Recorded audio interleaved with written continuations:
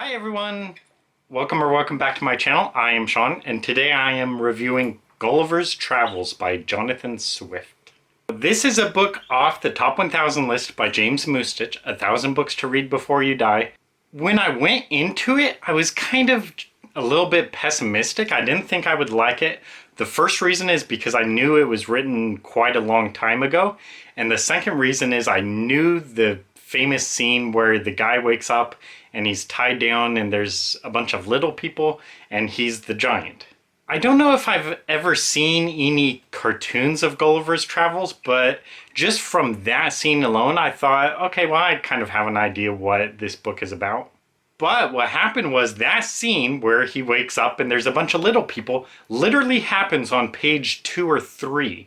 So what that did for me is the one thing I knew about Gulliver's Travels, how he wakes up and there's a bunch of little people, that is like page 2 or 3. So from that point on, it was like all new to me because I didn't know what was going to happen at that point. Because of that, I was kind of excited about the book all of a sudden, just because the main thing I knew about the book happens so soon that everything from that point on is fresh. Imagine like in movie trailers where a lot of times you see something in the movie trailer where you're like, wow, I want to go see that movie.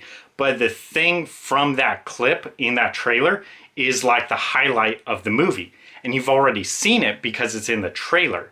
Well, what happens with this book is the most famous scene or image from this book comes right off the bat. So you're not slogging through this whole book waiting to get to that one scene, which you know is there. It comes right off the bat. So to me, that kind of made it more interesting. Instead of waiting to get to the scene, which you know is there, bam, it's right there, it's done, it's over with, moving on. So I really like that right from the beginning. I'm going to go ahead and put spoilers here, so if you don't want to know any of the spoilers, go ahead and skip this next part. So the plot of this book is basically this British guy is going on these adventures, and one way or another he winds up in this land that is completely different than what he is used to. So the first land he comes across is he is a giant and everyone else is real tiny. And so you explore that world and you see how he adjusts to life in that way as the giant and everyone else is little. The next adventure is the opposite of that. He is a little person. And so you see it from that perspective. He is tiny and everyone else is gigantic. And how he adjusts to that world and how everyone views him.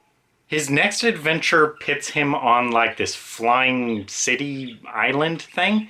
And the main thing about this land, this flying city, is everyone is like bases everything around science and mathematics. And you think they're really smart, they think they're really smart, but basically they cannot apply any of this science. In short, they're basically morons. And just like before, where at first he was big and then he was tiny, in this case, in this third adventure, he is the wise guy and the other people are kind of morons. And it's very scientific, it's very academic. And this is again contrasted in the fourth adventure. And this is kind of the biggest spoiler, so bigger red flag here for spoilers. The fourth and final adventure is the protagonist winds up in this land where horses are the dominant species and man is just untamable beasts, basically. Or maybe they're tameable, sort of. Half of them are. And instead of like the people using the horses as their servants, the horses use the people as their servants. So again, just like before where it was large and then small, this time it reverses it again. So whereas in the third adventure, he is the real civilized, academic, smart person, scientific person, and everyone else is really morons. In this time, it reverses it again, where the horses are the dominant species, the horses are the real intelligent ones, and he is kind of like the dumb person. And especially humans are the dumb people, because they're just completely uncivilized and barbaric, really. They're essentially like monkeys. And I don't want to spoil how the book ends, but basically each adventure ends with him returning home briefly, and then before he goes on his next adventure. But the way this final act ends, where he has been in this land where horses are the dominant species and humans are just these disgusting, filthy creatures, when he finally gets back to home, the way Jonathan Swift ends it is just pretty brilliant, because he doesn't end it like the other stories where the main character just returns home and he's fine. This time he's pretty traumatized because he's been in this land for years, basically, where he is conditioned to just believe that humans are just disgusting, untamable, filthy creatures.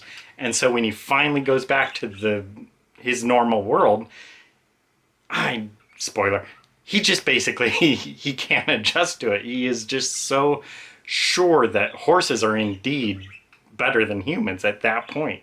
So if you can tell by my continual little giggling, I obviously enjoyed this story quite a bit. There are parts of this story which are pretty freaking hilarious. I wish I could like recount some of them. I've given you a clue about the horses, and there's an illustration in this book where you see this horse leading this carriage driven by humans. And it's just this hilarious illustration of this horse leading this little team of humans.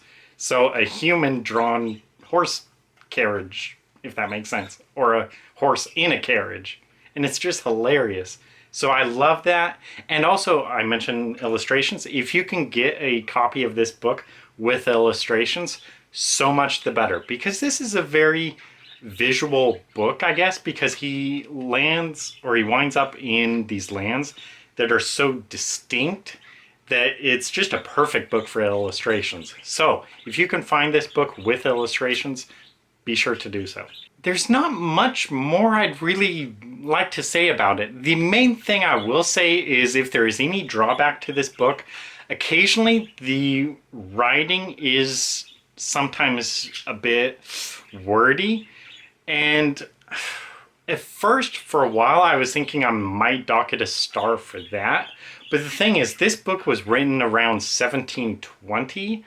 So considering just the time, how many years have passed, how writing has changed, how novels are different now from then, I'm not going to dock it a star for that. So yes, occasionally the book is a little bit wordy. Some things are a bit unnecessary, especially for each land the protagonist goes to.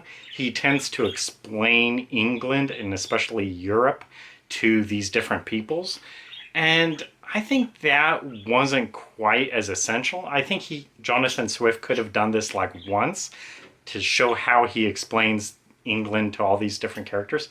And from then on, for each different world, he could have just real briefly said, over the next few months, I talked about England to them and Europe.